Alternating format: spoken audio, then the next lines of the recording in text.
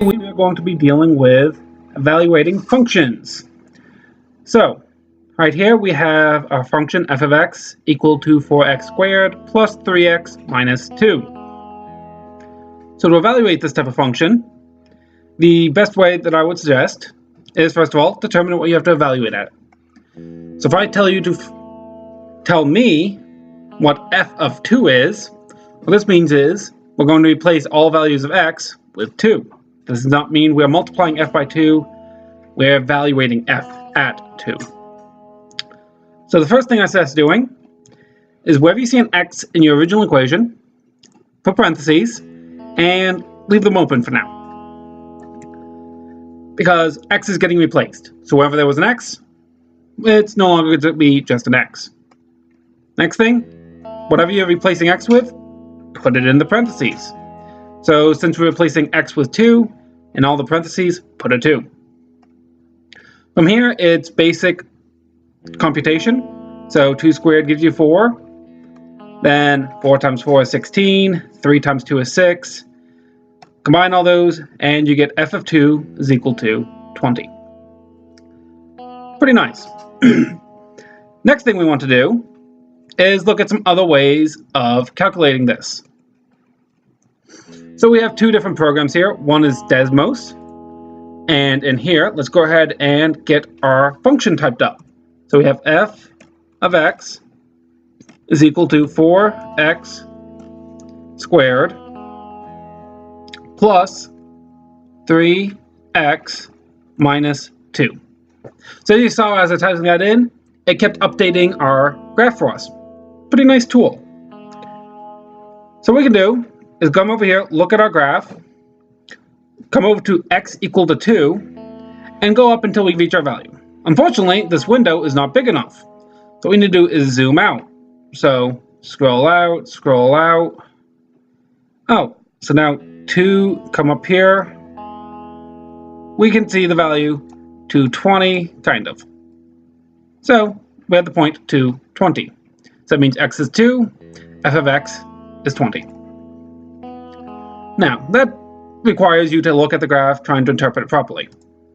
Now, we can also use Desmos to just evaluate our function directly. So start with your function, and put in 2.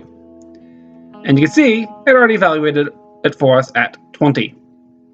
Now, I'm not going to be letting you open up the internet to do your calculations during the test. So let's switch over here to our TI-84 Plus and try to do it on here. The basic way, first of all, turn it on. Then we can do our standard 4, parentheses, 2, close parentheses, squared, plus 3, parentheses, 2, parentheses, minus 2. Hit enter, and again, we get 20.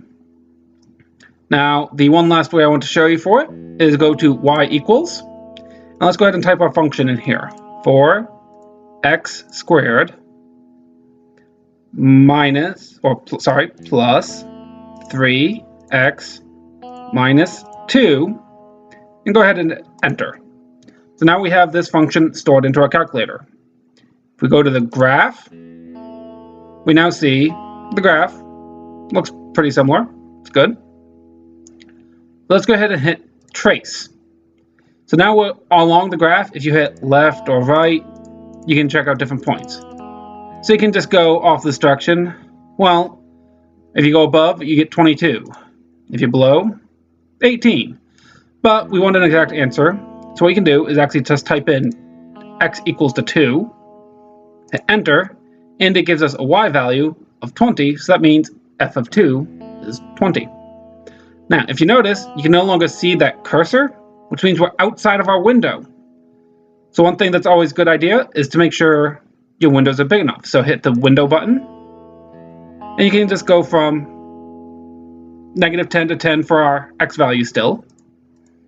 -10 for the y, that was okay. But we know we're going 20 for our y value. So let's go over that, so let's go at 30. Now if we go back to our graph, still has about the same shape, but now if we trace it at 2 and hit enter, we can actually see the point. So those are a few different ways to evaluate our graph or our functions for given values of x.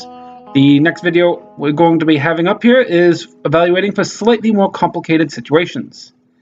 See you in class.